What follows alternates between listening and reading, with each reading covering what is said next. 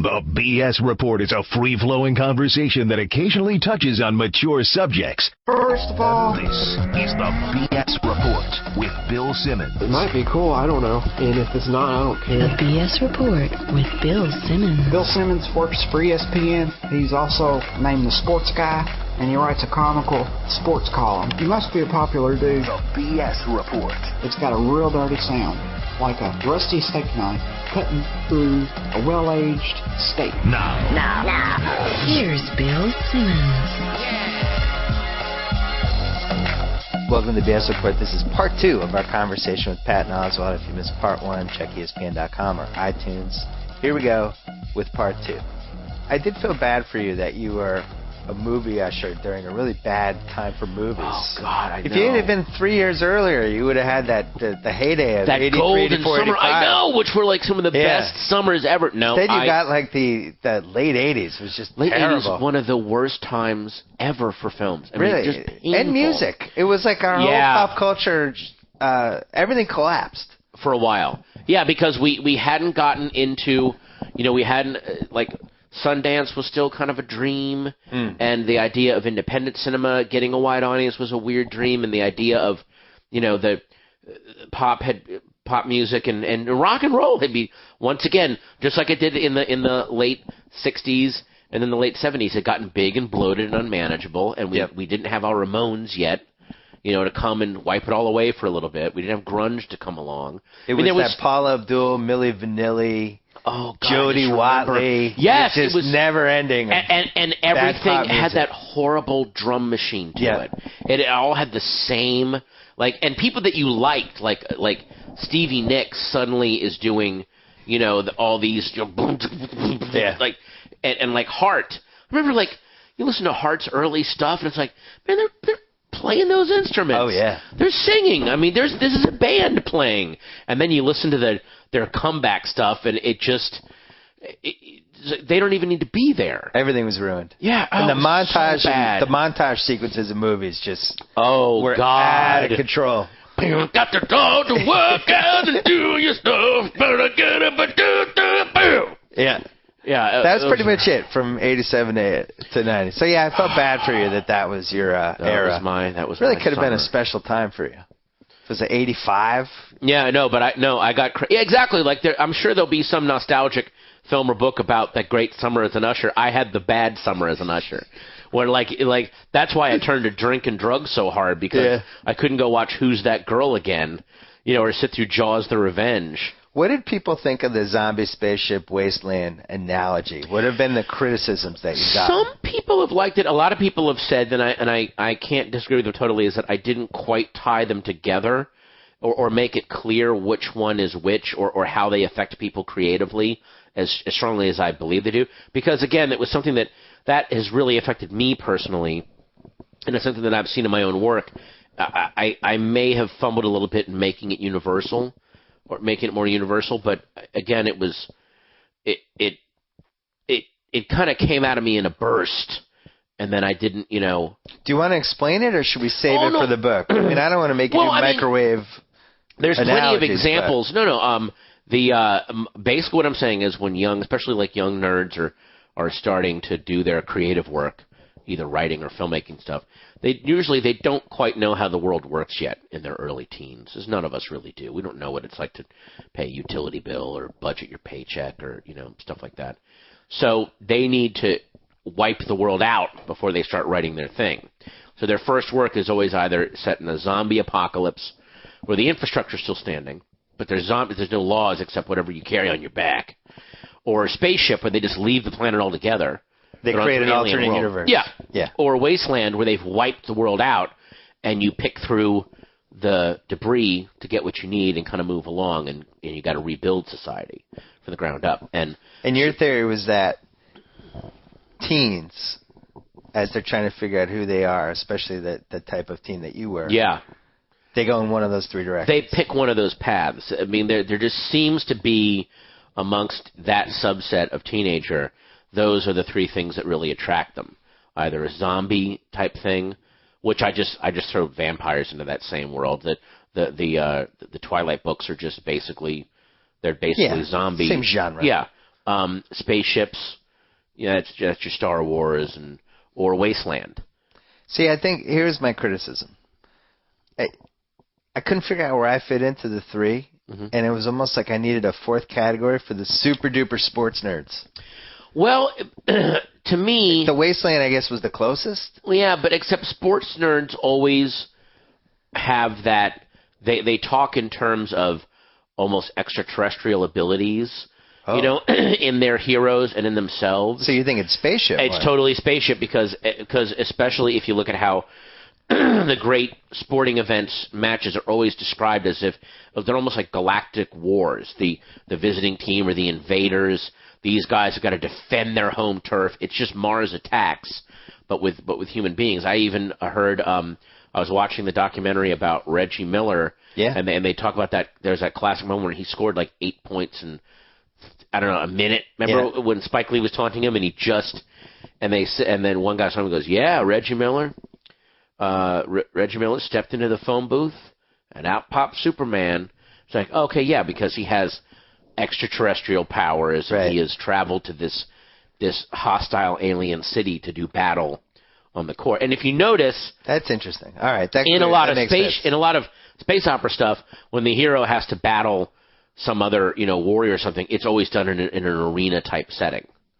Like if you watch like Attack of the Clones, how does this or fit? Thunderdome or Escape from New York, it's in that kind of We need Escape from New York remade, just as an aside. Yeah, they could shoot it right now. Just shoot New York the way it is. Don't have to change a single thing. Let me throw this at you. So my buddy Gus and I think it was summer '85. Okay, good summer. Computer baseball, micro league. It was basically like Stratomatic, but on computer, and you could put in lineups.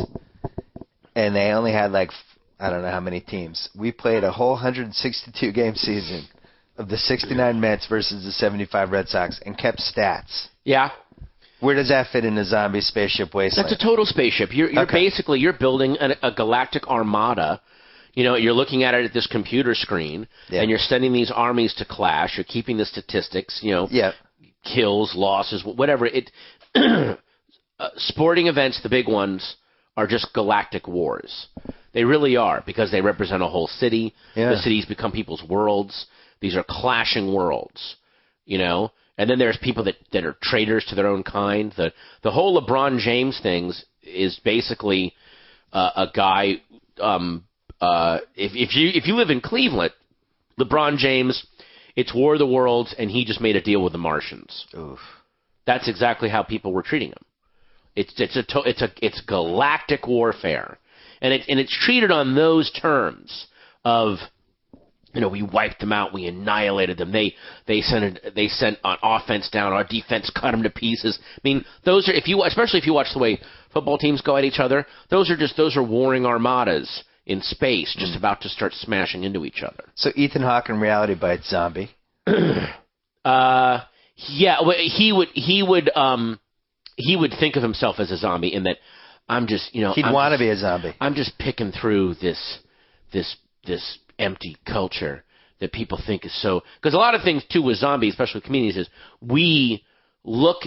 Hang on, no. Ethan Hawke's character would be Wasteland, because his whole thing is people think that they're living in this rich culture, but it's actually disposable, and I'm trying to show them how disposable it is. Most Silver Lake type hipsters are Wastelands. Interesting. Yeah. So what about Judd Nelson Breakfast Club? Oh, Judd Nelson Breakfast Club. He would be a zombie because he very much argues for, without lamps there would be no light. He's all about when this comes down, you brainiacs are going to depend on me. Yeah. When the zombies start clawing through, I know how to clean a gun. I know how to get a generator going. Right. You're going to need me. They all these, especially zombies, they have this Riddick fantasy from Pitch Black that I'm this psychotic, but when stuff goes down, they need me. Right. They'll need me here because I can get things done. Superbad, the two guys from that. The Michael Cera character is a spaceship. Okay. And the Jonah Hill character is a zombie. And I mean, those three types can become friends. But Michael Cera's character clearly has a trajectory away from that area. He's going to leave, whereas Jonah Hill wants to find a way to be useful in this world right now, and he's kind of secretly hoping that things will go bad because then they'll need him. It's like his character becomes the most useful when they are in trouble, and that's when he gets to shine. Like, that's when things are great for him. Matthew Broderick, War Games? Matthew Broderick, War Games. Oh, wow. Yeah. Wait a minute. Ooh, it's a tough one. See, I mixed it up on you. Nobody's been throwing these at you. You know what he is? He is a wasteland who thinks he's a spaceship. He thinks that he's going to go away and, create amazing computer program, stuff like that. But what he actually is, he was a very early version of an internet blogger, hacker, and that he's going through a very early version of the computer world and finding bits of debris that he could reconfigure to make it work for himself. Kurt Cobain? Kurt Cobain was totally a wasteland in that his music was kind of lashed together debris of the end of the bloated 80s when it finally collapsed. So he'd reach back way far, way in the past to get stuff like Pixies and Killing Joke, and then kind of tied it in with the new production capabilities that people had. And he was very, very much a wasteland, and lived like a wasteland too. Didn't really feel like he owned anything outright. A lot of the guys who die young, like the Hendrixes, Jimi Hendrix, Janis Joplin, those are Morrison, all wastelands. Yeah. Just like you said, most stand-up comedians too, right? Yeah, because our job is to pick through the debris, or to point at something that everyone assumes is good and solid and real, and go, everyone project forward 40 years. Are we still going to be worshiping this? And that's a very, very wasteland mentality. Yeah, see, I think I'm a combo of spaceship and wasteland. I have no zombie at all in me. Yeah, but you definitely are, because of your interest in sports. Yeah. There is a spaceship element, but you are also, any spaceship leaves debris behind it as it moves along, and you are able to go through that debris. Yeah, I like picking through the debris. Yeah, picking through it, and also tying sports in with overall society and showing how this thing that we all thought, and just as wastelands point out things that everyone thinks are valuable that are worthless, we also hold up things that people don't think twice about and go, let's look at this again, which you did in your book, and use it to make analogies to sports. So this shouldn't actually be tossed away. This has value. How long were you sitting on this? Because it's pretty good. I gotta say, it's a good one. I love. I mean, this is so in my wheelhouse. It's a fun game. I love trying to categorize. Yeah. No. You mean the idea of zombie spaceship? Yeah. Probably about 5 or 6 years. It was a very. I just remember when I started reading Stephen King's The Dark Tower series, and I started, and I think he started that when he was really, really young, and it just felt like to me, because I had also written wasteland novels when I was a teenager, and I started thinking oh, of course he did this. He was young. He hadn't quite seen how the world works, and this is exactly the kind of thing that I did. You're wandering across a desert, and then I just started thinking of other friends of mine who were very much into zombie movies or wanted to write a zombie movie where again they could just. I was like, it just seems that before these two things happen, before the story starts, society is gone. So there was that weird link, and then I started thinking in much bigger terms of space operas and Star Wars and why that was such an influence. It just fell into place. And why I think another reason everyone hated the prequel so much, because now suddenly he wants to go back and describe how the government works, describe where the Force comes from scientifically. People were like, no, we don't want that. We're good. We just show people on the thing that was fun about Luke and Han and then Leia. All these guys are out. It's like the Star Wars universe. The center of it is the Sunset Strip or Robertson Boulevard, and these guys are living out in Eagle Rock, but they're having an influence on it. They're all outsiders. Where do you stand on remakes? I'm not against remakes if they take what I love. A good remake takes an element that wasn't fully exploited by the original and explores that. Like the David Cronenberg's The Fly is the greatest remake ever made, because he's like, okay, this was an idea that wasn't fully exploited. Yep. But a lot of times, or like the Dawn of the Dead remake, which seemed impossible because George Romero's first one was such a brilliant satire of consumer culture and zombieism, and what Zack Snyder and his writers did was, yes, but that consumer culture has changed and become even more mutated, and we're going to make fun of that. And it became even deeper and more brilliant. When a remake stinks... like Halloween. Like Halloween, well, look at the original one. Did John Carpenter not fully exploit that movie from the get-go? We were good. That movie still holds up. Yeah, and it not only does it hold up, it holds up even better because the original Halloween, it does not explore the human condition. It does not create memorable characters. It is a machine designed to scare the shit out of you. And that's its only aim. It has no other aim, and it is so perfectly put together for that aim that unless you can do that with the remake, no one can. Like you're again, the Halloween remake is the same as the Star Wars prequels. Well, let's go into his past. That doesn't matter. I don't care. All that matters is there's a guy that no matter what we do, he doesn't die, and he's going to kill us. Dr. Loomis covers it in the 30-second speech about I looked in his eyes, and there's nothing there. It's purely and simply evil. Good. All right. We're on board. Yeah. Got it. Get it. He's evil. Yeah. Got it. It's like with the original Night of the Living Dead. No explanation for that. Do you need an explanation as to why there's people coming on the ground? How about we try to get away from them first? We'll deal with that later. I thought The Karate Kid tapped into something, the remake. I didn't see it. They went younger. They took it to China. It goes like a whole new culture, not just... It's a different movie. It doesn't... Yeah. And if anything, I'm not sure why they called it The Karate Kid, because he's Kung Fu. It should have been called The Kung Fu Kid. The Kung Fu Kid. But it felt different, and that to me is a remake. You want to take the seeds of whatever worked before and then redo it. Like my friend Dan Silver and I, Dan Silver's the biggest movie dork I've known. I've written this in a column. We've talked about if you remade Jaws, first of all, would you do it? Spielberg comes out and says, you know what? It's been 35 years. I'm remaking Jaws. The sharks always bother me. Now we have the effects. We can do it. Would you remake Jaws? And then the next question would be, who would you have as the four guys? I think I'd be in on a Jaws remake because I think the special effects would be so much better. It would actually be worth doing. Yeah, but the problem with the original Jaws is the lack of special effects never hurt that movie. True. I mean, we watched it with a friend 2 years ago who had never seen Jaws. It's very well.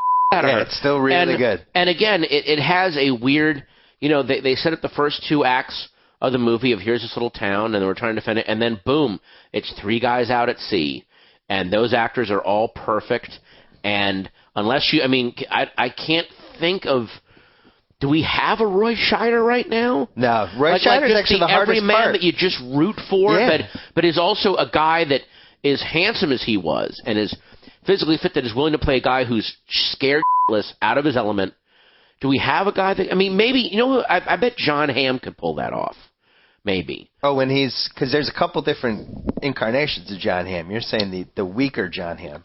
Well, just he can play the very strong John Hamm, but he can also tone it back. I wonder if he could play, but I bet he could pull off the, yes, I'm putting on a good face for the residents of Amity Island because I'm the sheriff. I'm really scared. Luckily, they don't ever see me on the water. Yeah. Because I'm frozen. Yeah. But then you gotta find like a Robert Shaw, and that Indianapolis speech. I think the only person who could do it is Spielberg. And the Indianapolis speech wouldn't work anymore because it'd be too dated. There'd be no way the guy was alive. Yeah. You'd have to pretend it was And his also, grandfather. I don't know if it could be Spielberg because, here's the thing about Spielberg is he is the greatest living filmmaker we have, period. And the evidence of that was when they went and did Saving Private Ryan. Because Spielberg is also at this point now where anything he says they can just make happen on screen. Yep. Well, but that doesn't make for good films. Sometimes your first, second, and third ideas are really horrible. And if you had the means to do them, if you did them, the thing that made Jaws so amazing was his first 8 ideas, they couldn't do it because the shark didn't work. And he had to get creative and go, okay, how can I still make this scary, but I don't have a shark? And then when you get to like some of the Jurassic Park sequels where it's just like anything, after a while they just stop being scary because I can do whatever I want. But then you go to Saving Private Ryan. They're shooting on a beach. You shoot on a beach, that's a great equalizer because the weather constantly shifts, sand gets everything. It's a friggin' nightmare. Now, we have Spielberg, the young filmmaker again, the guy who made Duel and Jaws, where he has nothing but hassles, and he's got to figure out a way, how do I solve all these problems?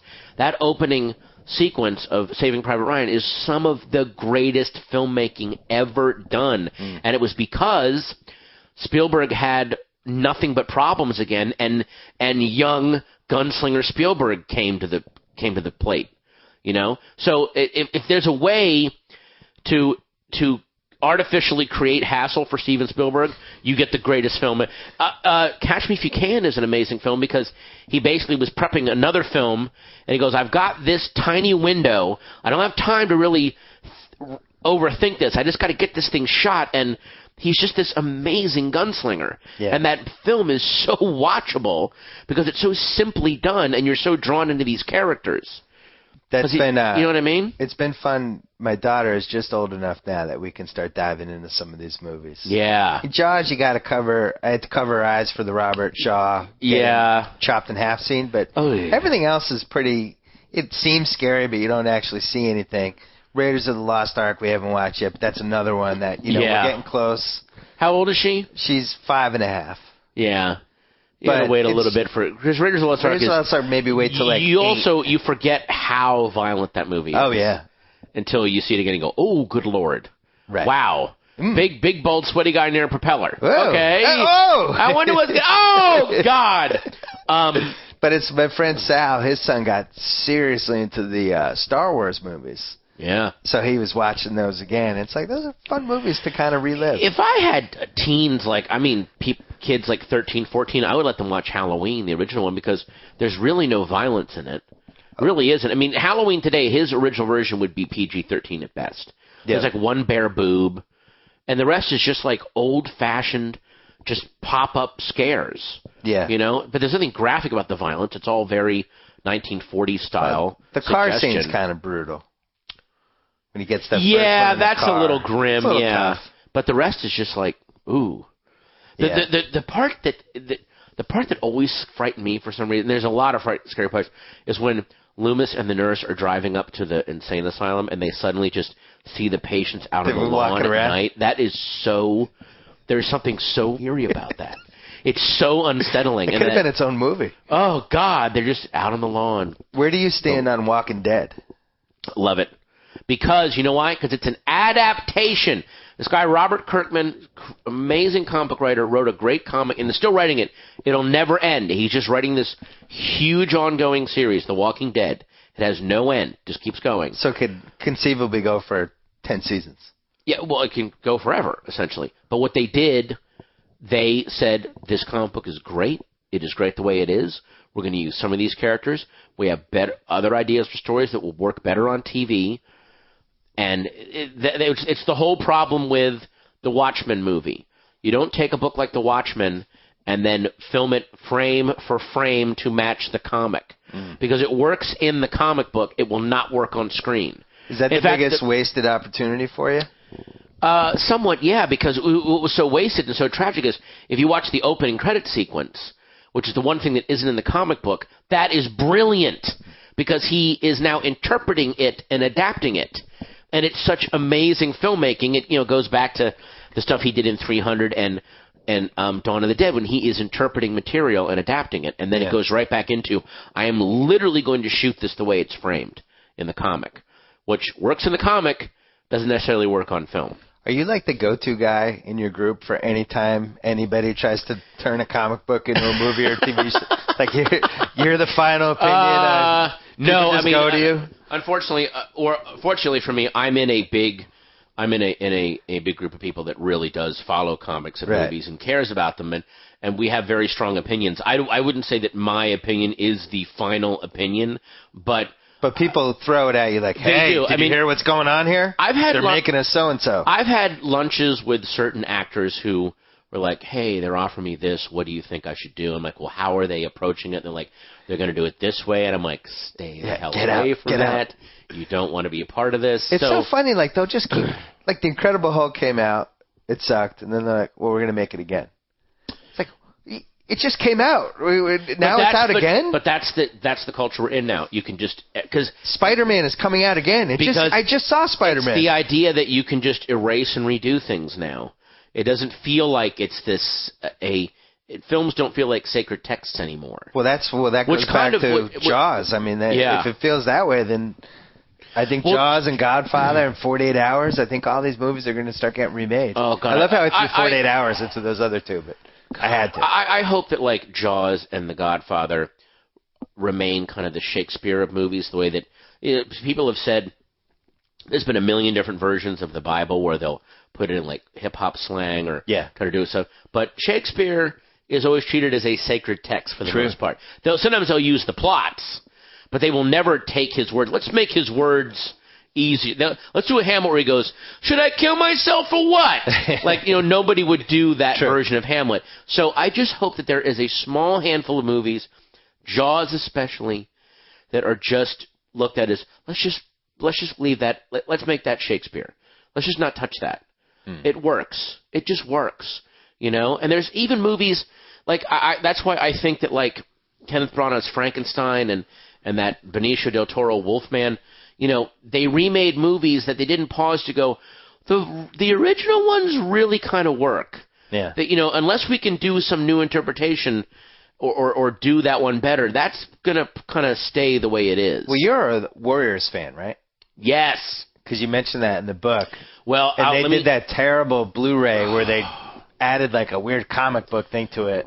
Well, and meanwhile, the TV version that they'll show has deleted scenes that they put in the TV version. I was like, can I just get that DVD that has the deleted scenes? Just can somebody make that happen for me? I remember I was brought in to pitch a remake of The Warriors, and I brought into MTV Films, and I sat down with a guy, and I was like, look, because I really love the movie The Warriors because it interpreted Saul Urich's book.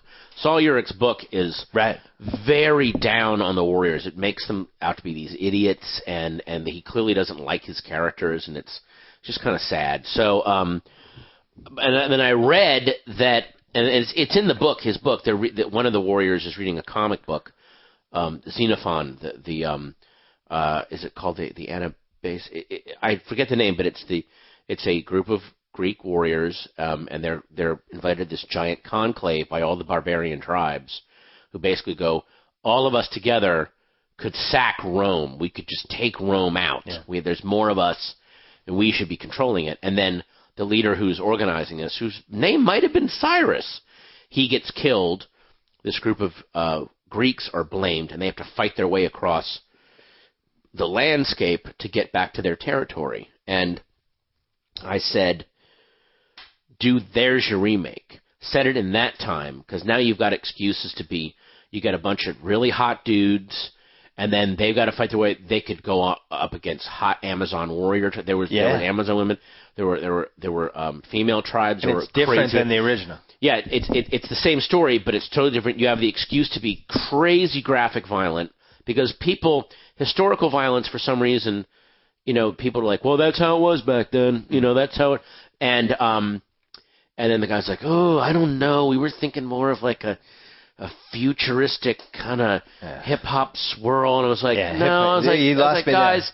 Guys, set it back here. And they go, well, what's the music going to be? And I go, just use like late 70s punk music. And I go, well, that's anachronistic. I'm like, so would an orchestral score. Those weren't invented until 1600. So since they're both equally anachronistic, just use the music that you think fits. Who cares? Well, you can't put it in the modern era because they'd have cell phones. It would be over in 2 minutes. It would be, the whole thing would be over. Like, set it back then where, they literally thought the gods were deciding things for them, and you just have all these, and then they're like, nah, it's stupid. And then, a few years later, then the next year Gladiator comes out and wins Academy Award, and 300 comes out, and it's huge. So, that's been hard. If you remake The Warriors, go back to Xenophon, and you can have the most kick-ass movie. I like that idea. Yeah. It's been hard for me to accept. Because obviously I have younger readers who, and I'll throw out these movies sometimes, and some of them will be like, either I hadn't seen it or I watched it and you were off on that.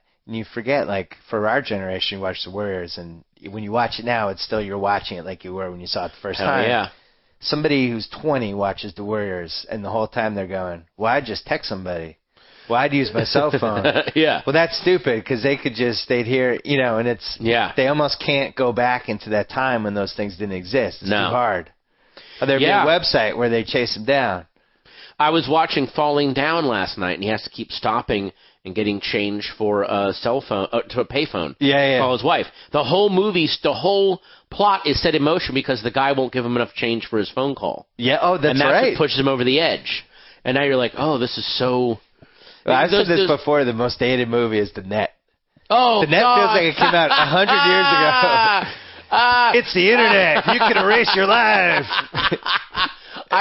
I remember I was watching the Parallax View with Warren Beatty. Oh yeah. And there's a scene where he walks out, takes a commuter flight from like D.C. to New York. Yeah. And everyone walks out onto the tarmac with their briefcases, puts them on this conveyor belt that's going right into the plane. It's right next to the plane. They're just plopping their luggage in there. He's going through, gets on the plane, sits down, plane takes off, and then as the stewardess goes down, is New York your last stop? Yeah. It's $61.50. He goes, oh, and he pays for his ticket. Wow. I was like, what? And I had to call my dad. He goes, yeah, that's how you used to. They would have commuter flights. You just pay. I was flicking channels the other day, and Airport was on. Yeah. And it's like you could just see how the airplane guys just sat in a room and watched Airport, and we're like, all right, we're just going to completely rip this movie off and make fun of it. Like, you watch Airport, and it's all the seeds of Airplane, but without the comedy. It's amazing. Well, if you also watch a movie from 1957 called 0 Hour, which is what they were, when they were doing Kentucky Fried Movie, they would leave, they had a really early VCR, and they would leave it on all night recording because they wanted all the bad local commercials to make fun of them. And one night, they recorded some movie called 0 Hour, and they started watching the movie, and the movie is so bad. It is so deadly serious, and it's about people on a plane, and the fish is poisoned, and the crew gets killed, and this guy who's a vet who's sweating and freaking out has to go overcome it and land the plane. And there's a line in 0 Hour that they put unchanged into Airplane, which is the lives of everyone on this plane depend on two things: finding someone who can land it and who hasn't had fish for dinner. And that is, they just went, oh my God, that's our movie. They were so happy. So there is. So my theory was wrong then. They still. Airport. I watched Airport and I was like, this is Airplane. But they still, at the time, Airport is what everyone saw. Yeah. So they used all the. Got it. I mean, they had all of the same characters from Airport, like the girl that can we add even more weirdness to this? And they had the guy. Apparently, there's two guys in Airport that talk, and there's subtitles. And that's part of the problem is no one can understand them, and they just went, well, let's just do a jive and stuff like that. So yeah, they used elements of Airport, which is again the bad dramatic elements of. So it's not bad enough that 200 people are about to be burned alive. We should put a girl that's trying to get a heart transplant. Yeah. Like that's not enough for the viewers. More. Yeah, I gotta add more to this. My friends and I play a game called Overrated, Underrated, or Properly Rated. Oh, and I think the Zucker brothers are severely underrated. Yeah, especially their in a historical sense. Yeah, especially their early stuff has been so influential on a lot of humor in the idea of just fill the damn frame with as much stuff as you can. Yeah. Can't we cram even more? Just weird, and the idea of like little background jokes that are referenced later that people notice when they go back. That's why people went back and saw Airplane 9 times because there were 9 million things in there, and they almost created like the film Easter egg before there were Easter eggs on DVDs. Yeah, it's true. I don't know, that whole, I know that genre is still going, and the Scary Movie had the franchise, all that stuff, but to me, it's just the Zucker brothers did it the best, and I'm not sure why people haven't done it as well since. Because they came out of that kind of Kentucky Fried Movie era of, make fun of society and people in how they relate to pop culture rather than just make fun of pop culture. So they're making fun of, in Airplane, Robert Hayes and, what's her name? Julie Haggerty. Julie Haggerty. Not only are they making fun of the way that people in movies have romances, they're also making fun of those two characters for having a romance clearly like they've seen in the movies. Yeah. Like they're clearly damaged by these awful movies that they've seen. So there's all these different levels to it, you know? Yeah. And they also just embrace pure absurdity for absurdity's sake, and not like these awful disaster movie and epic movies where absurdity still has to be tied to something that's in the headlines that year. Yeah. Like, what if Iron Man gets a cow dumped on him? It's like, okay, I know you think that that's Monty Python-esque, but the fact that you still put Iron Man in it says that you've got your feet firmly on the ground. Whereas in Airplane, that the Johnny character literally is not tethered to any reality. He isn't even tethered to the movie he's in, which makes it so. You know, the guy that's Lloyd Bridges' right-hand man that just literally is saying these non sequiturs for no reason. Like, the guy's obviously cracked. It could happen to anyone. It happened to Barbara Stanwyck. What? What are you like? Just stuff like that is so hilarious. The fog is getting thicker, and Leon is getting larger. Has there ever been, other than the kid from Just One of the Guys, Billy Jacoby, has there ever been a better performance by somebody who I don't even know what his name is? Who was that guy? I don't know, but God, nobody even knows great. the name of that character or who the actor was in real life, and yet he stole 10 scenes. I know the character's name is Johnny, but that's it. I don't know what else he's amazing. He was really so funny. Hilarious in that. He's such a. It's like the kid with the straight blonde hair and the big teeth in My Bodyguard. The kid that's just getting dumped on. I don't know what he did. I sadly know the answer to that. What happened? His name's Chris Makepeace. No, not the kid that's getting beat on. There's that little kid who's like his friend. Who's also like, he's kind of commenting on what's going on. Like, he is so at the bottom. Like, he's actually comfortable. I just bring extra lunch money. They take it. I'm cool. Like, he's totally adjusted to it. And in a weird way, he's almost upset at Chris Makepeace for like, why are you doing this? Yeah. Let's just roll along with this.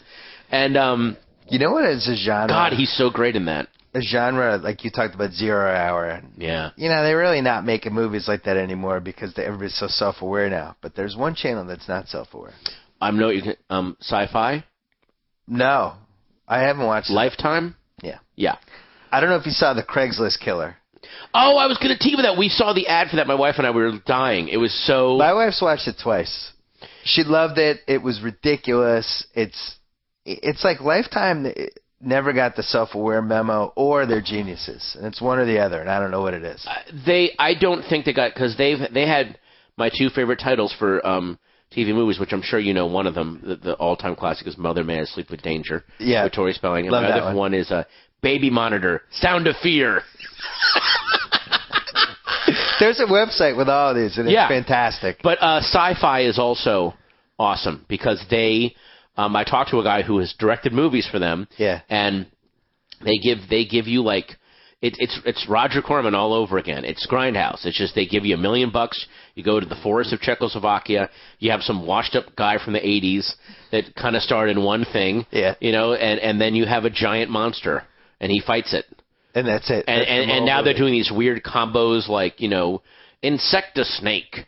Just these weird, you know, they do like Sharktopus.